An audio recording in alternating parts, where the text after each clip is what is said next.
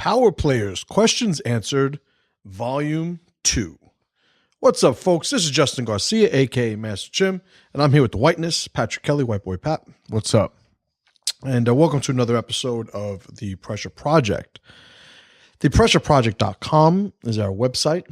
Info@thepressureproject.com is our contact email. Some of you are sending emails elsewhere, and I'm getting them weeks, if not months, later. Yes. So please, info@thepressureproject.com. So today, and subscribe to YouTube. Yeah. YouTube.com/The Pressure Project. Correct. Today, what we're going to do is something that we decided that we'll do every once in a while. Yeah. There are such great conversations that happen pretty often behind the scenes between ourselves and different power players, you guys, about different topics and questions that come up, and we want to answer them. One of the things you'll notice is that I'm very active on the Master Chim Facebook page. Are you sure? It's true. Just a little bit. Against every bit of advice I'd ever gotten from anybody who is talking about, social management, social reputation management. And stuff like, they're like, you cannot go back and forth with these people all day long. And I'm like, no, no, I don't care. So, but one of the things we wanted to do was every once in a while take some questions that we may not have had the opportunity to answer, that we think, give us a good opportunity to talk about some cool stuff and have an episode where we address them. Yeah. We are going to give credit to the people that have asked the questions. We're going to list their first names pretty much to let them know that, yep, this is your question. Yeah. But we're not going to give out their full identities to sort of put people on blast. Because from time to time there will be questions. I don't think there's any in this one, but there will be questions that maybe they want to maintain a degree of anonymity. Sure. Right? So we have 5 questions set aside, each one of completely different topics, cool stuff, and we have a pressure player and a unicorn like every episode. Yes. The pressure player and unicorn for these types of episodes, what we're going to do is we're going to keep it to current events. What's in the news, what's on the internet. Yeah, what's on the webs. Yeah, what's on the webs. And we have 2 pretty cool stories today for those. So let's get to the first question. And the first question is from a gentleman named Chris. He said, Tom, meaning 2 on Tom, said something I agree with in the live broadcast, talking about episode 100, I'm assuming. There's no place for emotion in violence. How does that to you play into your statement that if somebody hurt your family and about revenge, that it's probably the most emotional you could be in violence? It's a personal struggle for me. I have my own view, would be interested in your take. And that was from Chris. Yeah, that was our second live episode when 2 on Tom signed on. Oh, yeah? Yeah, that was what he mentioned. That. Okay, yeah. Cool. All right, cool. So, well, here's the thing. Violence, when done most efficiently, is not going to be mired by the inconsistent logical process of emotion. Correct. So that's really what it is. Emotion is an X factor. Now, notice I said most efficient. It may not always be the most effective. True. So now, if somebody were to hurt my family, I would like to think that my training would take over. And if I had to sort of execute some type of plan, yes, of course, it would be one of little to no sort of emotional content. You wouldn't want anything clouding. Right. You don't want to make bad decisions. You don't want to open yourself up for vulnerabilities. Harm. Yeah. Right. And that is one of the things that, it really permeates a lot of different aspects of our lives. Sonny, right. Yes. More Michael, less Sonny. More Michael, less Sonny at the toll booth. Right. They get him. The causeway, they call it. The causeway? Oh, that's right. The causeway. It was at the toll booth. Yeah. But they call it, causeway. Sonny on the causeway. Yeah. So, the whole thing, and obviously we're making a Godfather reference. Yeah. Book or the movies. You see that, Sonny, the brother, Sonny Corleone, was able to be manipulated because of his temper. and they created the story. His enemies created the story of his sister being abused by her new husband. Yeah. Something that Sonny had already sort of communicated a soft emotional spot for. And when he heard about it, he went and they set him up, and that's how he got killed. Yeah. Emotion. Right. The opposite of that would be Michael Corleone, who, during the story never even wanted a position in the family business. Yeah. But eventually you see his cool, calculated demeanor allowed him to be more efficient and effective than anybody, since his father Correct. led the family. Yeah. So my whole thing is, I don't want to be emotional. Yeah. But I'm willing to concede that if anything is going to make me emotional, it's going to be, if something would have happened to my kids or my wife, and moving out, in circles of tribal, intimacy from there. So yeah, you don't want to be emotional, but you have to concede that there may be some situations where that's going to be inevitable. And there's power in anticipating that and preparing for it. Of course, running that scenario, even just abstractly, is a good thing to do, to prepare yourself mentally for something that could possibly happen and affect your judgment. Right. A very valid and powerful way to establish protocols. Correct. Think about it before it happens, so you have a plan and you're not reduced to emotion. Correct. All right. So that was cool. Yeah. Number two. Completely different topic, and this question comes from Scott. Scott asks, what do you think about Ken Shamrock taking a bare knuckle fight at age 51? Now, I'm willing to say that at 51 years of age, I'm still going to be willing to punch somebody in the face. I concur. So physically, him getting into a bare knuckle fist fight, I'm not inherently opposed to. Because that could happen at any time. Right. You never know. Yeah. Right. But now Ken Shamrock, and there's a couple of different, I guess, levels of looking at this. Do I have a problem with a 51-year-old fighting? No. Do I have a problem with a 51-year-old fighting for money? Well, I'd have to ask, is he fighting because he wants the challenge of it? In which case you'd be hard pressed to find an example that I wouldn't support. True. Or is he fighting because he needs some money? Yeah. In which case I would make the case of there being better ways of doing it. True. Or maybe he wants the highlight, he wants the headline. Oh, but you know what? I think that's probably more of the first condition. Yeah. That's the challenge. People want the glory. Yeah. There's nothing wrong with wanting glory. True. So if he's doing it for money, I would say that there are probably better ways of doing it. And if somebody, whether just he himself or the people around him, if he needed the money, I don't know, it's just a hypothetical or a possibility, I should say, if their answer to his financial needs was to have him do a bare knuckle fight at 51, I would say he's got a pretty bad support network. Yeah. Right? There are better ways of doing it. True. I don't want to watch it though. Absolutely. Yeah. So who's he fighting? You said he's fighting the guy Quinn. James Quinn, who was in that documentary. Yeah. Right? Is it bare knuckle? Is that something like that? Bare knuckle. It was good. Right. Like, It was pretty legit, good. Yeah. And it's about a gypsy families, right? Well, they're Irish and they're the families are feuding, and it's a thing where they settle some stuff with a bare knuckle fight instead of more extreme violence. Right.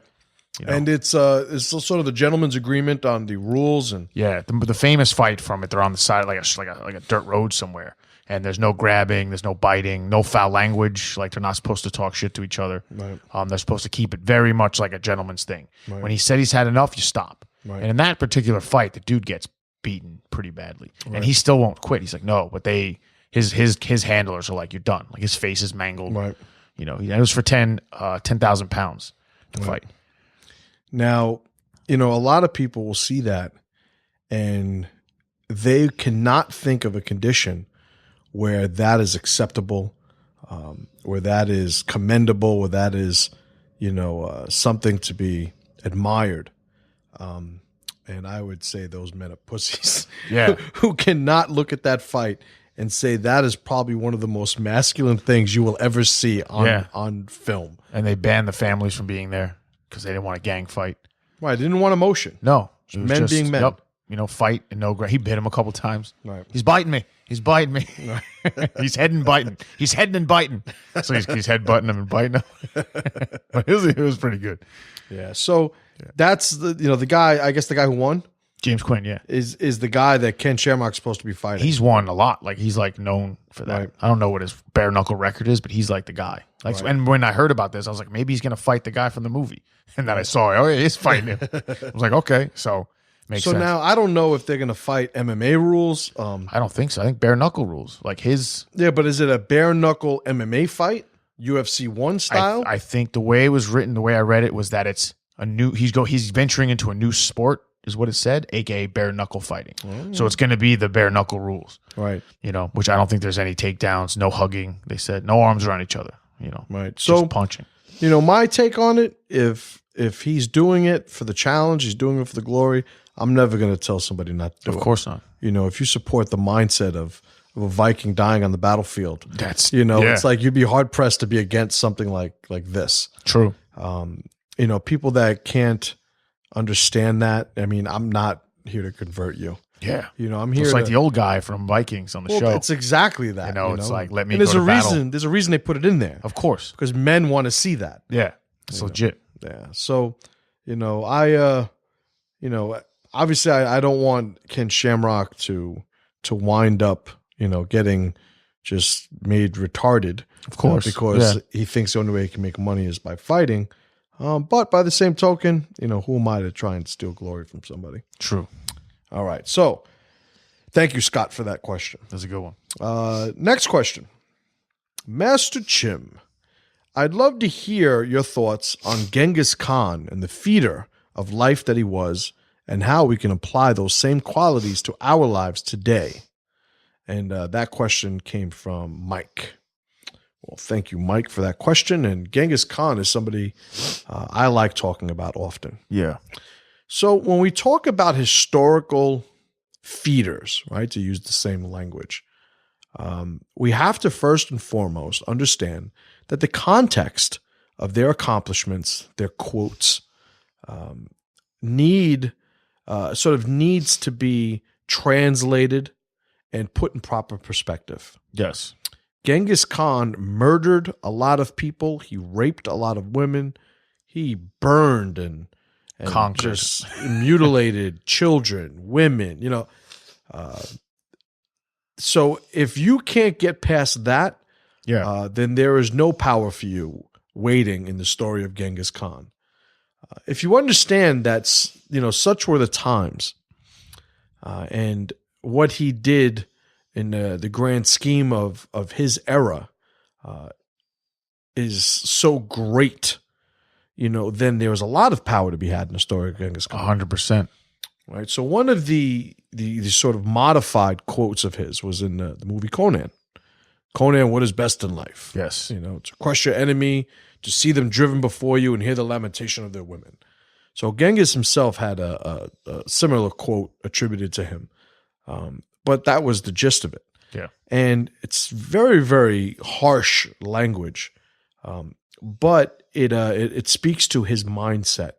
With Genghis Khan, what he would do is he would come upon a sort of village or a town line, and on the outskirts of it, he would put up camp and he would put up a flag of a certain color. We've spoken about this before. I still didn't verify it, but he would put it up of a certain give color. him a chance. He'd give them an opportunity to surrender. And if they surrendered, he would leave the same leaders in there, local leaders in it. Same religion. But they would be under his rule. Correct. Loyal to him. Right. If they did not surrender, he would murder everybody. He would, kill all Just of them. the way it was.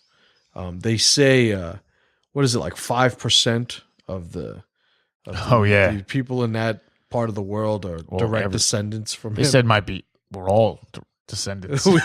we all have some Genghis. We all have some Genghis Khan. It is possible. Right. So, when you look at his mindset, because one of the part of the questions was, how do we apply that to our lives now? This is probably in line with everything we do. Right? Correct. So a couple of days ago, I put up a meme describing our position on being called racists. Correct. Right. And it's really, the sensitivities and insecurities of men that allow for so many of the things that exist in society today that have never existed, in times past because they were not functional. Yep. Getting offended from being called a word wasn't really something that needed to be sort of legislated, in it's being dealt with. It was, one guy insulted the other one, they usually fought and killed each other. Yeah, like Last Samurai. Right. So the scene with the two businessmen, they're picking on the samurai. Hey, we wearing funny clothes. He goes to touch him, cuts his head off. Right. Legit. Amazing. Yeah. So, in times past, there was such a consequence for behavior that it wasn't something that we had to have our feelings hurt over. No. I've always spoken about, the respect that I have, for certain men and how when a man has that level of respect for me, right from the beginning, I never have any of those issues. True. But when you deal with men that are weak and they are hypersensitive and they're very emotional, it's almost impossible to get along with them. It is. Because they're too inconsistent in their positioning. Yeah. You never know how they're going to overreact. Right. It's like buying a house in a place, in a location where the weather can go from 80 degrees and sunny one day, and the next day it's minus 10 in a blizzard. Yeah. And then the day after that, it's 80 degrees again. And then, it's a great place to be on those great days, but the inconsistency of the environment will make you not want to move there. Well, that's sort of like dealing with these emotional men. Correct. There are some times, and you'll find this when you agree with something with these weak emotional men, they are on board with everything you're saying as it pertains to what you agree with. But the telltale sign of being able to have a man that's strong enough to deal with other men is that what happens when they disagree? Is there offense? Because sometimes the emotional reaction isn't that you become offended, it's that you lash out and you start disrespecting men. Yeah, that happens quite a bit. So it's, are you secure enough to, when somebody disagrees with you, not lash out, nor become so offended that you can no longer communicate? Yeah. Well, I agree with you on everything, but now you went too far. Right. Now you did it. I'm not with you anymore. I'm going to complain and act like a woman. Right. So when we're talking about, men who train to fight versus men who refuse to train to fight, everybody, all these guys are on board. But then if we criticize the black community, everybody in the black community, fuck the Pressure Project. When not everybody. Well, when we criticize when we criticize religion, if we touch Christianity, so many of the Christians are like, fuck the Pressure Project. When we're criticizing Islam, all the Christians are with us. Yeah. But as soon as we turn some of those same critiques, or we open those critiques to every religion, then Christianity falls under the umbrella of that criticism, and we see an inconsistency in their positioning. That is correct. So if we're arguing, and mind you, this all started, talking about Genghis Khan. I'm talking about somebody who's strong, somebody who wants to do certain things with his life, who wants to conquer certain challenges, seize opportunities. Total domination. Create accomplishment where none exists prior to your input. Right? When you are that type of guy, there is a certain point where you are not sensitive to the things that are out to get you, right?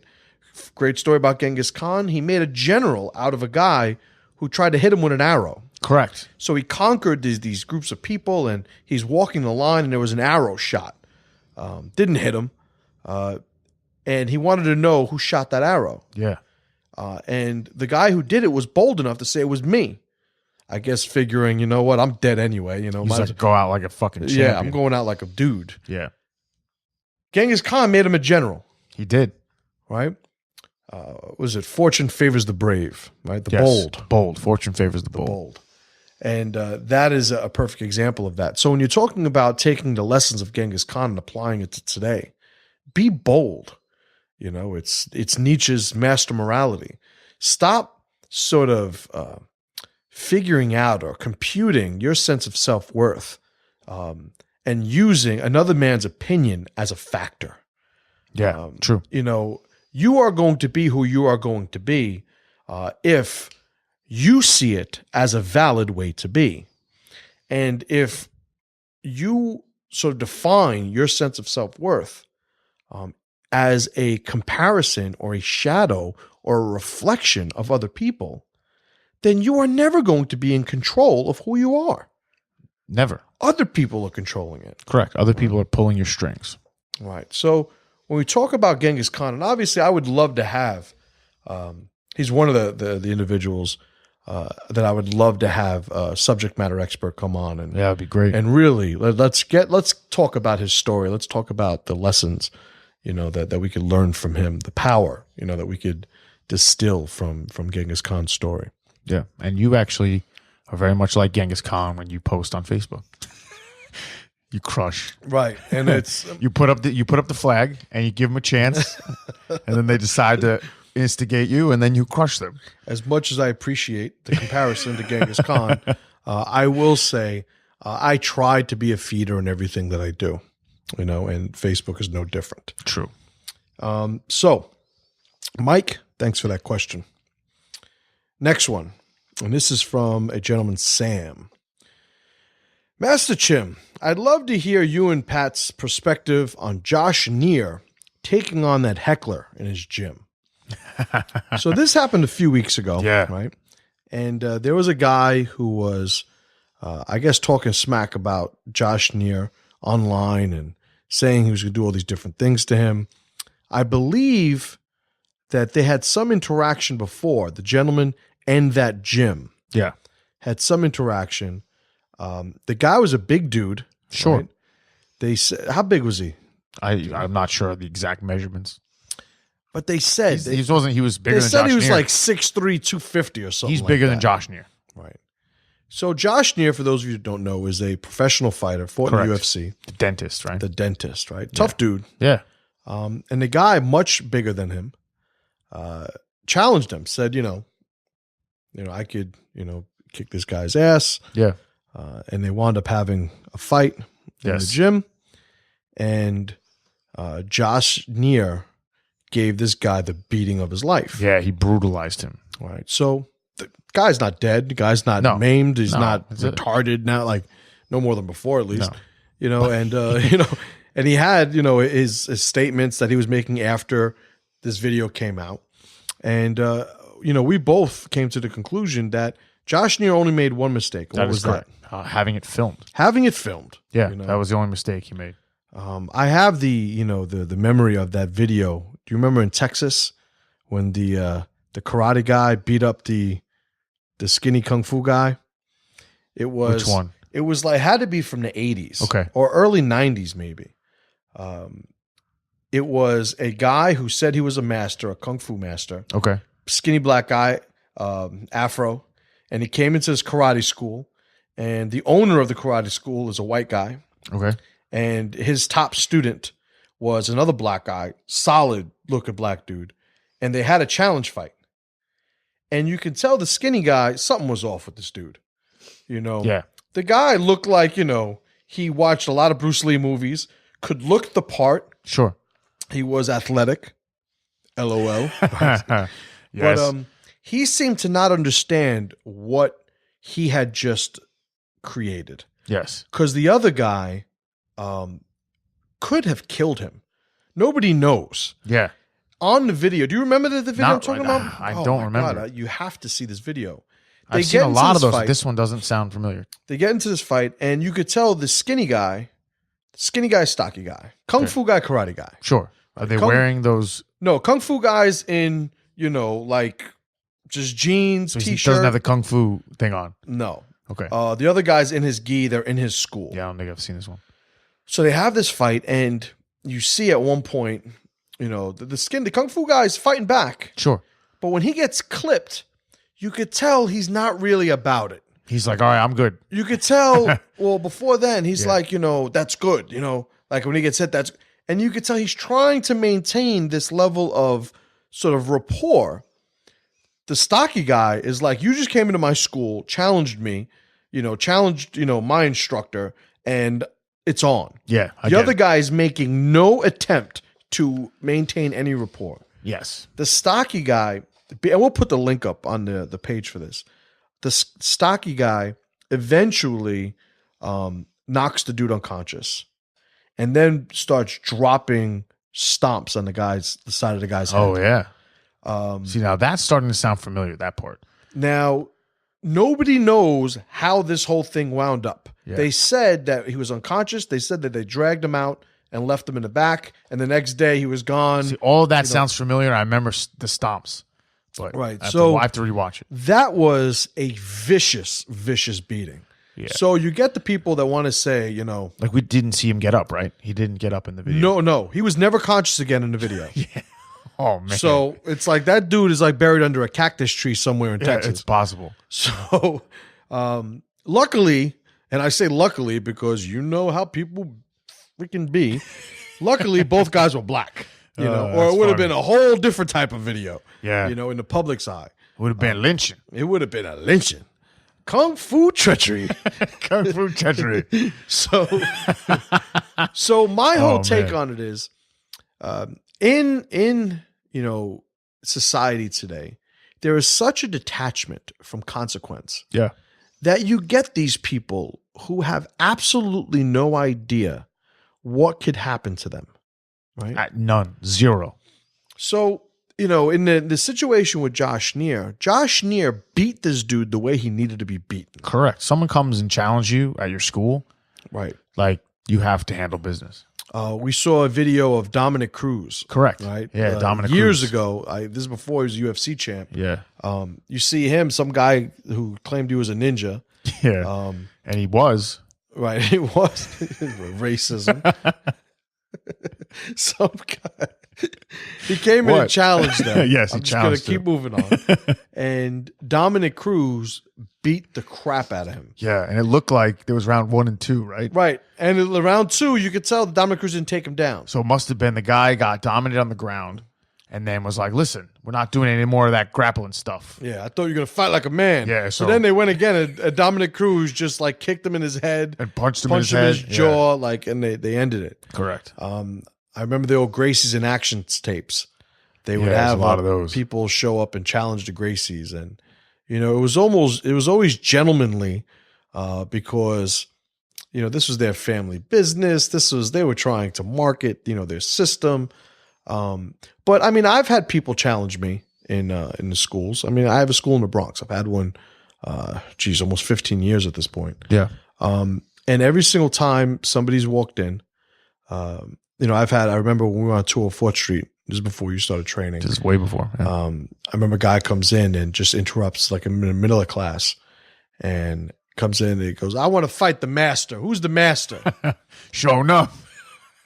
And, you can't make this up. So, no, you can't.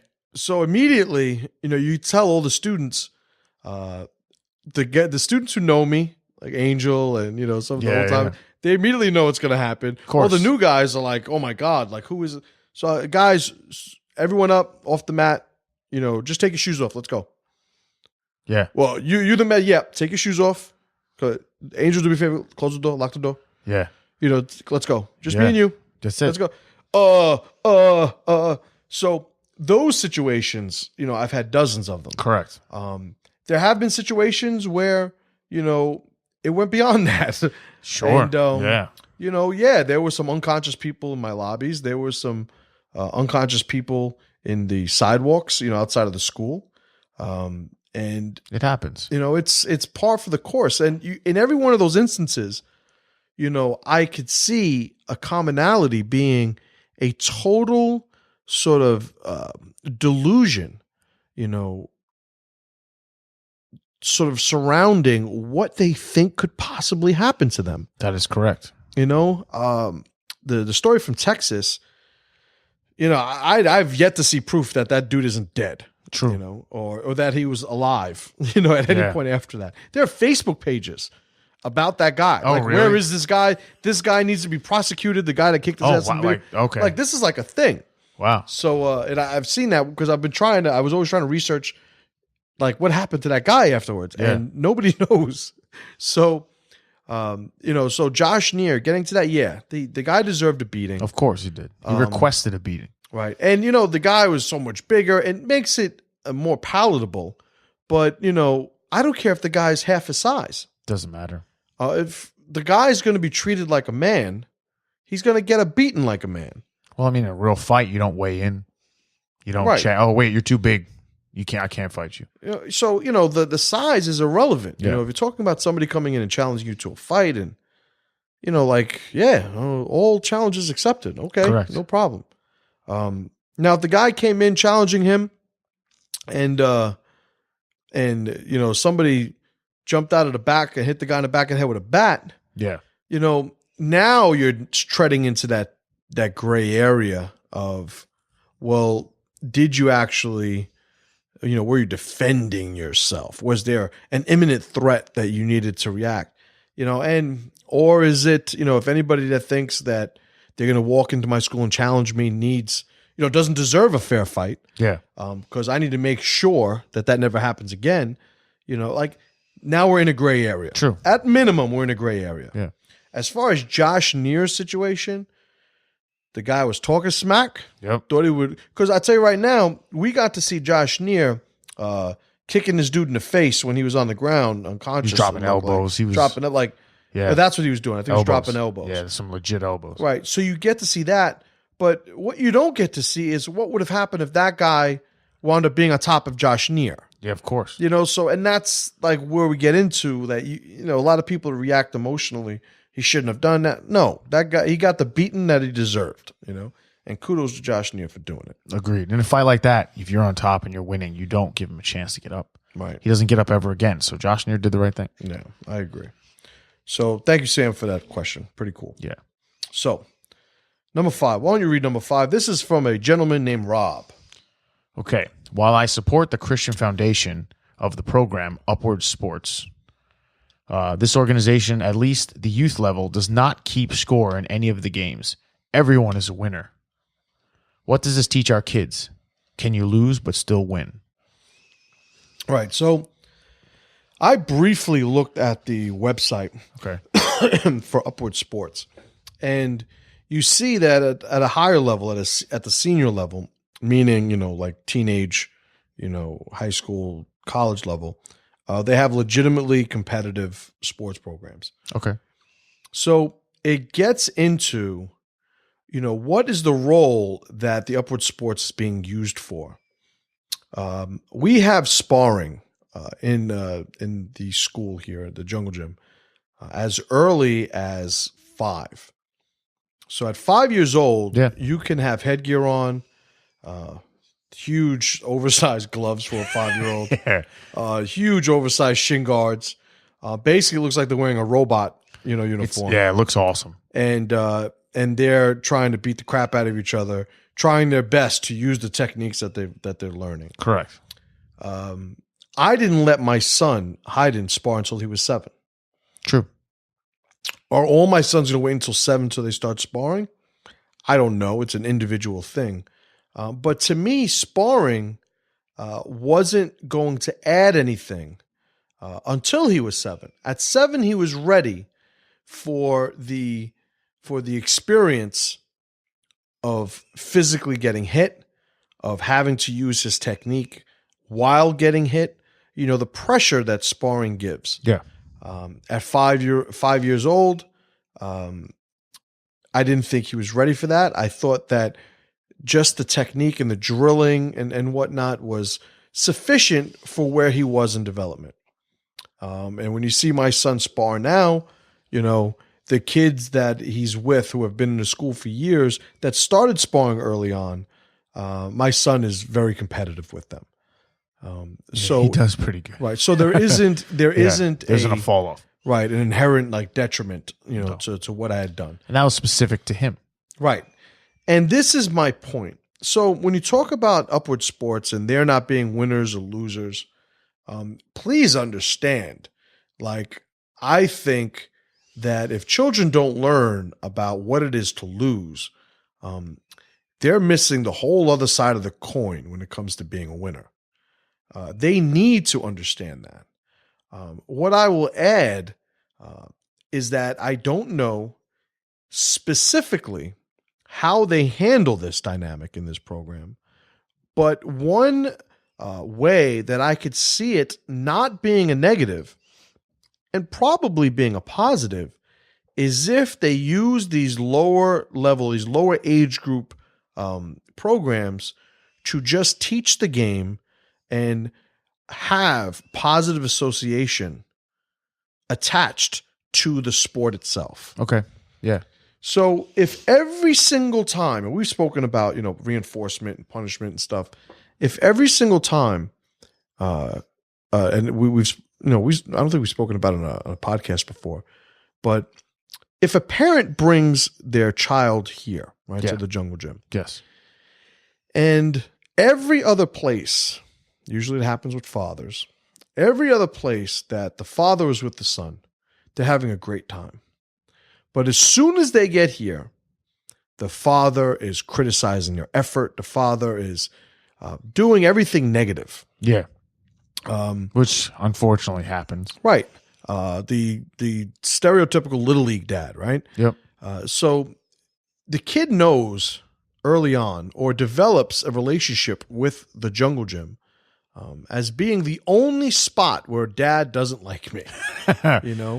This is the only place I go where dad is disappointed in me, where I make dad angry, where dad yells at me. Like, this is the only place it happens. So there is a position that we have here when bringing young students through the program, or even adult students to some extent, that the priority, and we call it pit bulling a child, the priority is having them first establish a positive relationship and association with being here. Correct. We don't subject them to the punishment of conditioning until they're able to handle it, right? So if right from the beginning we have a kid coming in here and sparring, let's just say, sparring is a very traumatic transitioning of training. When you get to the point where you're sparring, it's brought up a notch. You're dealing with stuff that you never have to deal with prior to that. True. We want our kids to be prepared for that. So that isn't the place where we lose them. Correct. And we use the same model for the adults. Right. Because it works. Right. So I don't want to give away our program, which is why I'm stopping you. So I don't know, because sometimes, you just get real givey. No. You get real givey with stuff. Now it's not with that stuff. All right, just good. And I give you the benefit of the doubt. Yeah. But my paranoia had to intercede. Listen, I'm with you.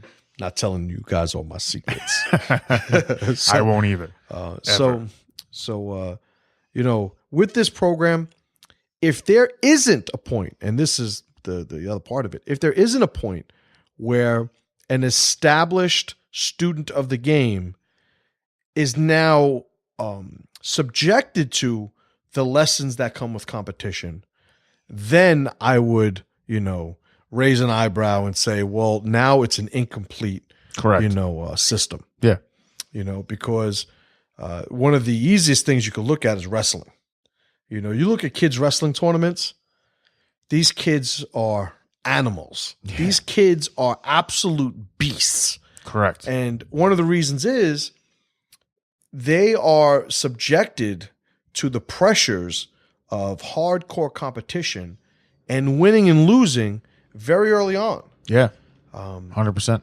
And when you look at, wrestlers, some of the most hardworking, humble, and well-adjusted gentlemen you'll ever meet come from wrestling. Come from what looks like to an outsider this violent, savage, brutal type of sport. Make some of the greatest men that I've ever seen. Some of the greatest men I know have wrestled. Easily. Yeah. And so there's something inherent in seeing that pressure early on that is valuable. With wrestling, what you'll find is that they're introduced to the concept very early, either through, family members who have wrestled, a culture in the community of wrestling.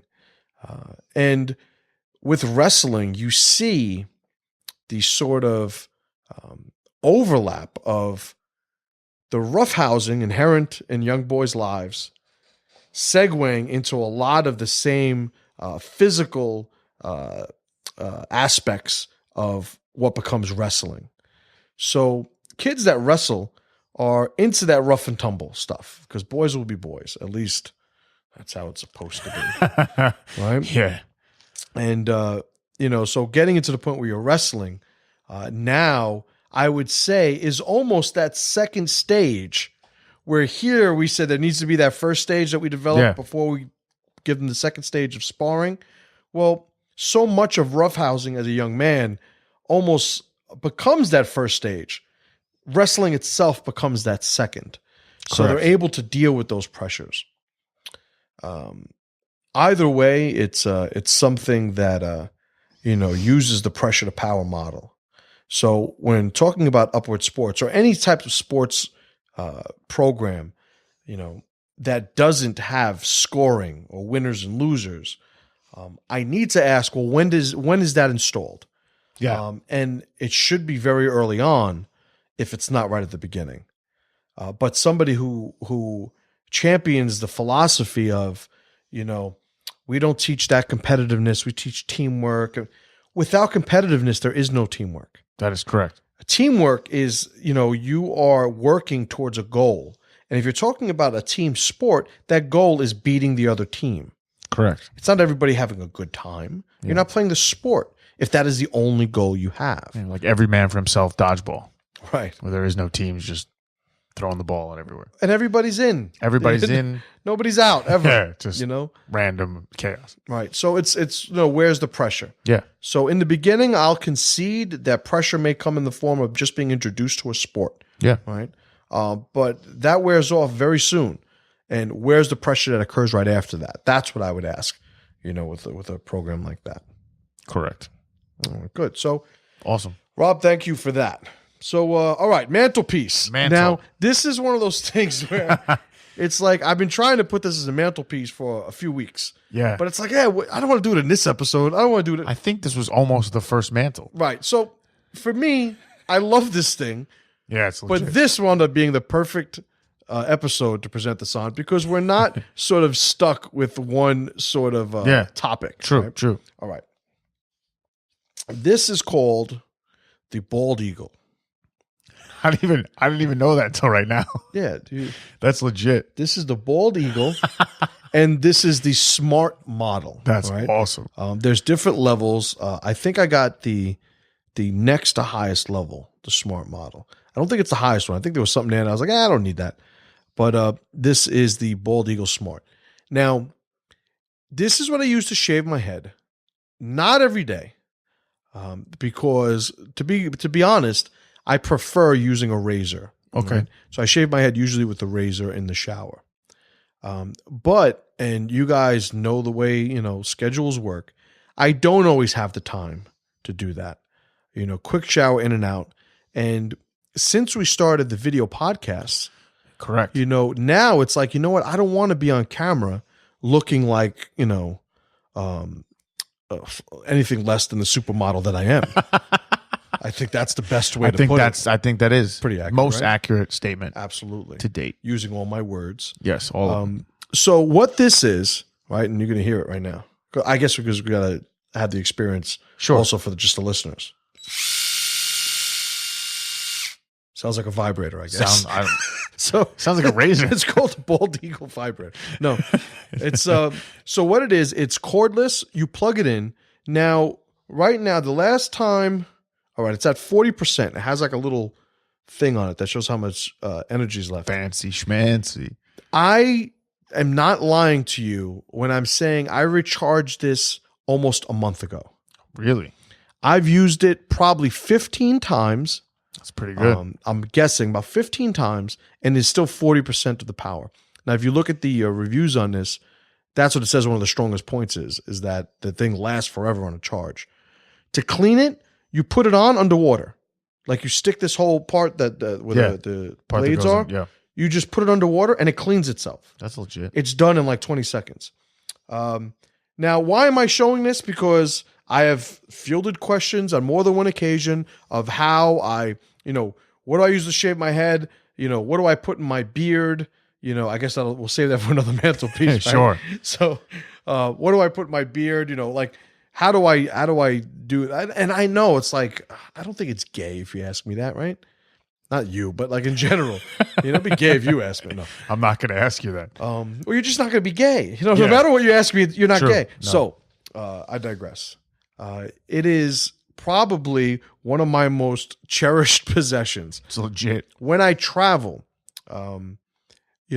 usually I'm on a schedule that's a hell of a lot tighter than the schedule I have here. I have a lot more freedom to do what I want to do here. But when I'm traveling, having this thing, and I'm able to shave my head in probably about 5 minutes. Yeah, easily. In the shower, 10 to 15 minutes. But I could be in my car, shave my head. And now using this, it doesn't make it razor smooth, but it looks razor smooth, So you talk about functional. If you're going to shave your head, if you're a head shaver, yeah, the look of having your head shaved is probably what you're trying to maintain. Actually, the sensation of it, I appreciate, my wife appreciates, but, aside from the look, it's, this thing is just incredible. It costs like $100, this model. It's not bad. One of the best purchases ever. Right? Bald Eagle. Yeah, the Bald That's Eagle. legit. So I thought it was called Skull Shaver up until. No, there's another thing for that. That's what I thought it was called up until about 20 seconds ago. I tried that thing, the head shaver, I think it was called.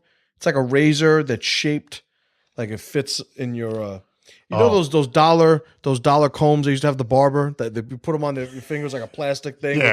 Yeah. It was a razor that looked like that almost. Oh, really? Chuck Liddell was sponsored by Okay. The head shaver, the skull shaver. I don't know what it was.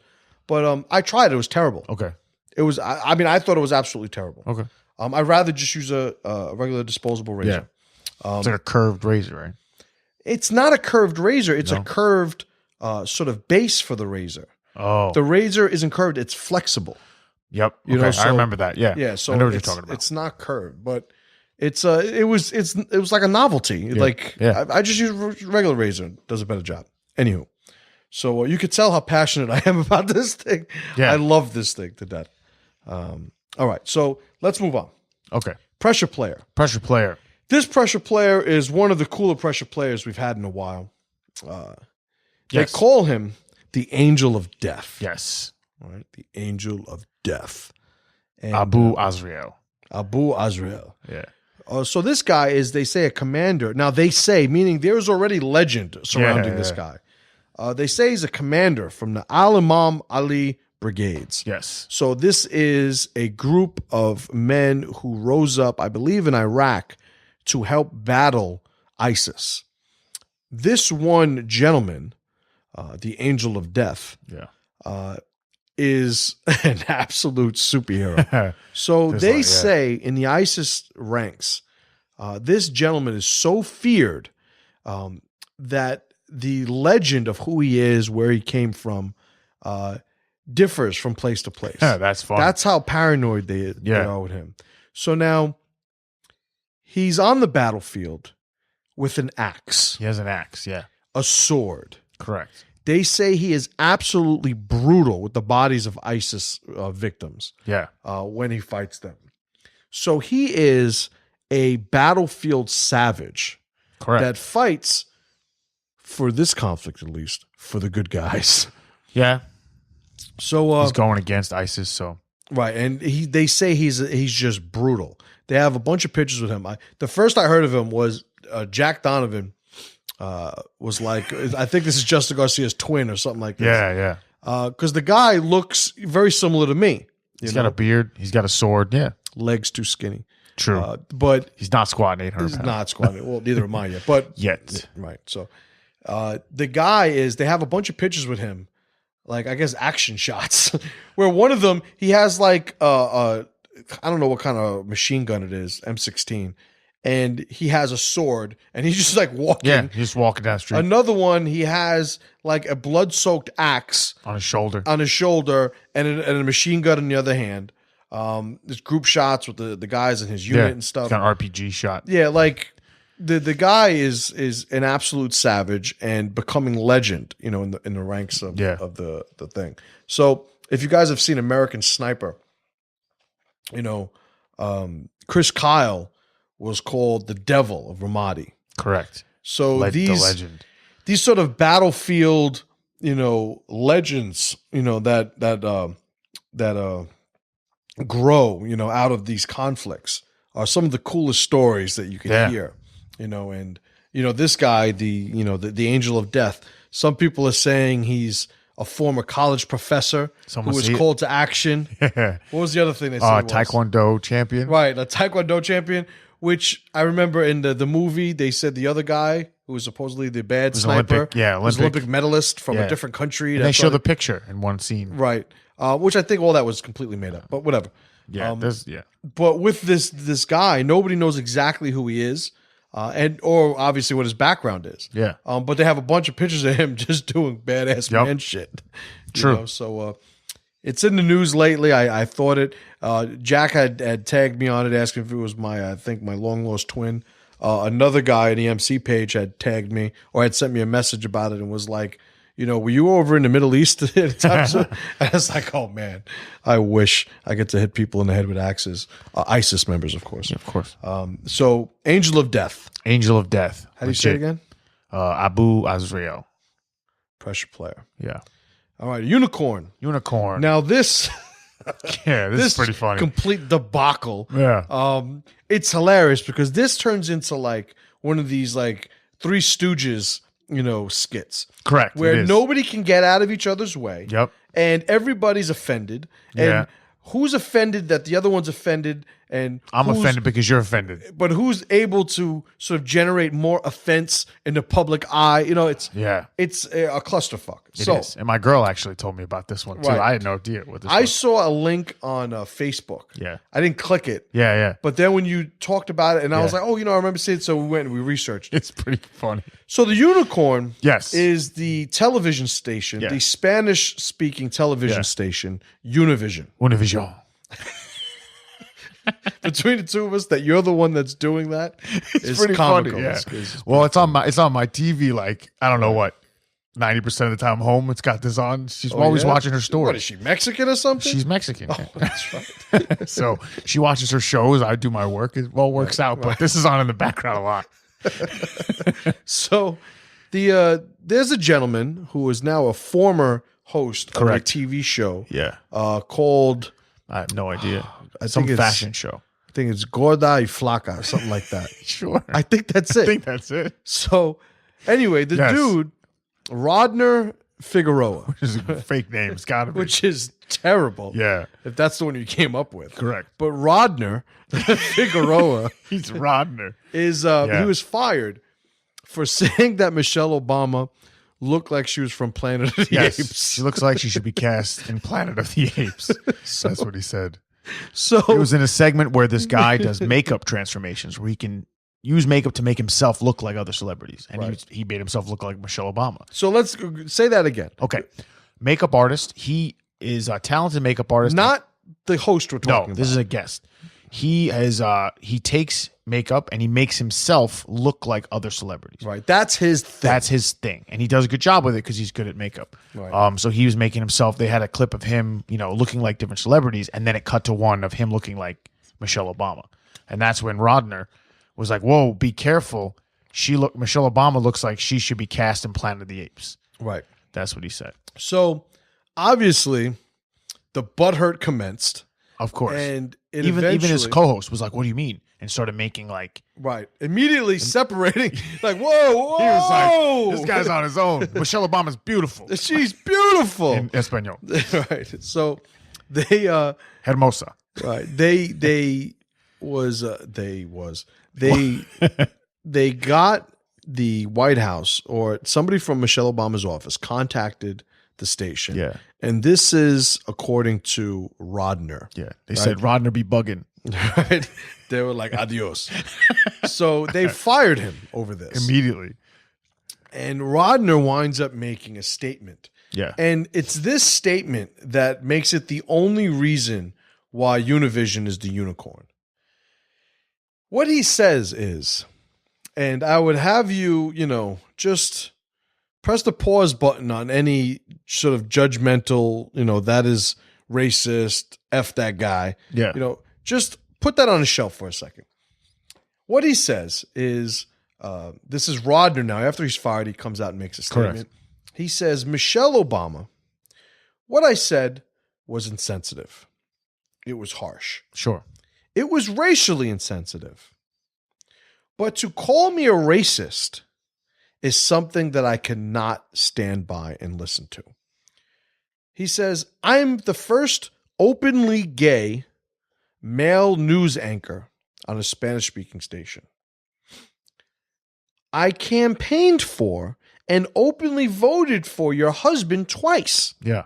Because he is somebody of color, and he is somebody that understands the plight of struggling, oppressed minorities. One of my parents is Hispanic. The other is Afro-Latino. Afro-Latino. So correct. My father is Afro-Latino. And what that means is he's a Puerto Rican that almost looks black. Yeah. Right? Almost. So what he's saying is, Rodner, he's saying, I can't be racist against black people. I am black. So the funny thing is, he doesn't say this part. Yeah.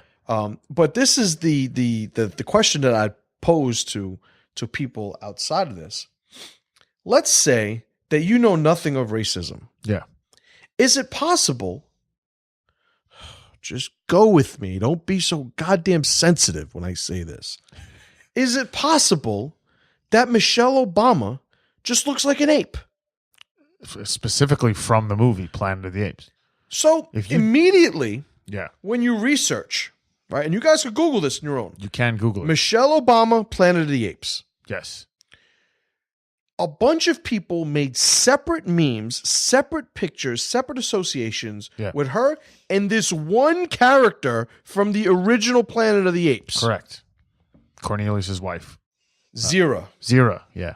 So now, have black people historically been called monkeys and apes and baboons? Obviously. Yeah. Is what the guy said racially insensitive, meaning he's not paying attention to what may offend people. Absolutely. But is it racist? I would contend that it is absolutely not racist. I agree. And he said in the full clip that he was speaking about the makeup job. And that's exactly what he was referring to. So he never apologized to her for thinking she was ugly. You know, he never did that. He did backtrack and say he shouldn't have said it. Well, he said it was racially insensitive. Yeah, in this time of some right. So he's got to play the game, to some extent. But the reason I say Univision is the unicorn for this episode. Yeah, is because here you have an openly gay, flamboyant, and mind you, when you cast the openly gay guy, you're casting Jack from Will and Grace, Jazz Hands. Sure. You're casting the guy who's going to be flamboyant and obnoxious, and like that's what you do. The Joan Rivers. Who's the white guy? The which one? The gay Ryan Seacrest. No, probably, but the guy, the news guy. CNN. Anderson Cooper. Yeah. Anderson Cooper came out of the closet as gay. And he didn't have to do that. It was pretty obvious. Well, the whole thing is CNN didn't cast him as a gay guy. No, he never was that. his sexuality really didn't have much to do with what his job was. No.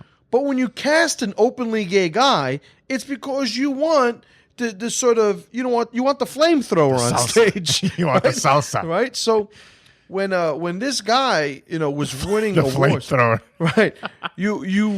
When you have this guy winning awards, for his work, and he won an Emmy, I think, for best Spanish speaking daytime, whatever they give the Emmys for. So he's an award-winning host. Yeah. Right. So what it is that he does, he was the best in the world at one point. Correct. For them not to stick by because somebody got offended over remarks that could be, I would say, at most deemed insensitive. It's just cowardice, and it's should he have apologized? Should they have made him make a statement apologizing? Absolutely. Have him, go in and, do makeup for black kids in the hood. I don't know. Have him do something to PR work. But for them to just get rid of him and fire him, you can't do that. He could just do his mea culpa and that'd be it. And let that happen. Because when you look at it, and this is the whole thing, it's not, all right, he's racist, who cares? We're going to stick by him anyway because he's our guy.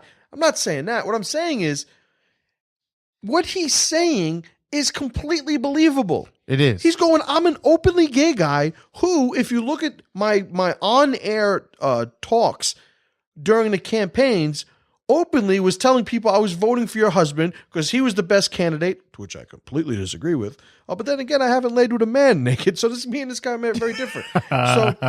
So you have it. And he's saying, I openly campaigned, for your husband's presidency because he represents a minority that's used to being discriminated and, all that liberal bullshit. All that good stuff. So when he's saying all of that, and he's saying, look, what I said was racially insensitive, meaning I didn't take into account that you would be offended by being compared. But to call me racist, to say I have something against black people, when number one, I'm not white. Right? He's not European white. He's Latino and Afro-Latino, and he's the darker shade of the crayon box. Correct. It's completely valid what he's saying. It is. And for a TV station, for no other reason that now who knows where they threatened? Probably they received a letter from her office. That's what was said. So what that letter said, I don't. So I mean, for me, it was just Michelle Obama's face like this. She opened up the letter. She was like, so many jokes, right? Koba, angry. She was like, she scratched his palm. He has to go do that. So, Univision, aka Univision. Yeah. Fuck you guys. Yes, you are the unicorns. All right. So, during the breakdown today, Pat. Okay. Let's just talk about each of us separately. Well, let's talk about where the Pressure Project is. Okay. Where you think we're going. What are the thoughts? This is episode 111. 111. Man, we're moving. Yeah. Mathematically, I like this number. Yeah, it is. It's a good one. Yeah. So, break it down. Okay. Where the Pressure Project is now from where it was, we're only growing stronger. Every episode, our momentum is moving forward. And we're going to take over the world. That's what I think. I think we're going to move, the podcast is staying strong. We're going to start moving into other things. The documentary is looming on the horizon. Possibly, there was mention of a tour, which might be part of the documentary. But, anyway, I think we're going stronger. The listeners are starting to gel as far as we're getting a lot of great feedback. You guys are participating a lot. The live stream episodes have been great. So, we're not just talking to ourselves here. There's a movement. It's growing, and it will not be feminized. I agree. We've made such strides in this last year. Hasn't been a year yet. No.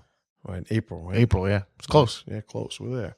Yeah. So in this last almost year, we went from not knowing how to do a podcast, not understanding the subtleties and nuances of doing this, to I would say is a well-designed outlier scenario. Yeah. One of the things people comment all the time, friends of ours, is I can't believe you guys come out with so much content. I remember chatting with Jack Donovan, and he was saying, "You guys never cease to amaze me with how much content you put out." Yeah. We have people who constantly comment on the evolution of us as hosts of the podcast, and I agree, and I acknowledge that, and say some of it's by design, but a lot of it is just the maturity of being able to do this so often for so long at this point. I think we have a voice that is very distinct and developed right now, and I think now more than ever, we're connecting with a lot more people. Understand, it's never been our intention to convert you. If you are somebody who is opposed to strength fundamentally, I'm not gonna invest any of my resources in trying to change who you are. That's somebody else's job, a useless one, if you ask me. But what I am here to do is allow for a sort of torch in the darkness of society that men can gravitate toward. I know that I have strong friends. I'm surrounded by strong people every day. And being surrounded by those people sort of checks me. It makes me stronger. It allows me to see, why being weak is never an option. It supports me when I need it. It gives me that strength that, sometimes, from time to time, I'm lacking, due to given circumstances. And I think the podcast is certainly serving as that role for a lot of men nowadays, and women. I'm going to give a shout out to Eloy Quinton, right? That's Irvin's wife from SIOC. She had put, did I show you what she had put? Negative. No. Awesome message she had written on the MC page. And I think it was on the tail end of the races and intelligence episode. Okay. Where, like so many of our episodes, by design, when we give the title and I make the promo pic for the episode, we're trying to push every single button that is possibly out there. Correct. And she said, and I really appreciate the sentiment because it's not one I really hear too often from women, only because not a lot of women listen, and usually the ones that do are, here with a torch and a pitchfork. She said that, all you've really shown, I'm paraphrasing, is a respect for your wife, a respect for your family, a respect for your brotherhood. You talk about episodes, you talk about issues during your episodes that, the layman or the stranger can't possibly see themselves as ever agreeing with, but then being given so much information and a perspective that isn't judgmental, that is objective, that is rational, logical, and coming away from it going, you know what? All right, now I have, I have a different position than before I started. And she wrote this great thing, and it was great to read. So thank you very much. Very cool. But that is where, the podcast is going nowadays. For me, I started this podcast as a catharsis, as a means by which I can deal with the issues that usually, led me to just leaving people sleeping on random sidewalks all around the Bronx. They all woke up. Right. They all woke up. They all woke up. But, it has grown into something of something that I feel a responsibility for now. Agreed. I feel like, there is a certain part of me that, thinks or feels that I need to keep doing this because now there are people that are relying on me. And that's usually when I do my best work. All right. So thank you folks for listening to this episode.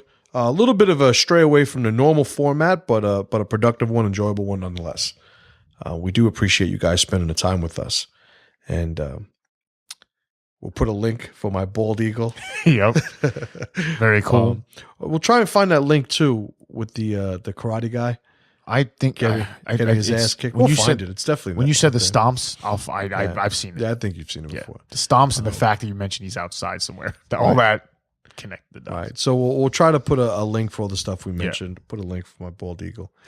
It's the greatest thing ever invented. Awesome. But like I said, we do appreciate you guys spending time with us. We know you guys are busy, and we have a tremendous amount of gratitude for every minute you spend with us. Till next time on the next episode. And as always, brothers, pressure to power.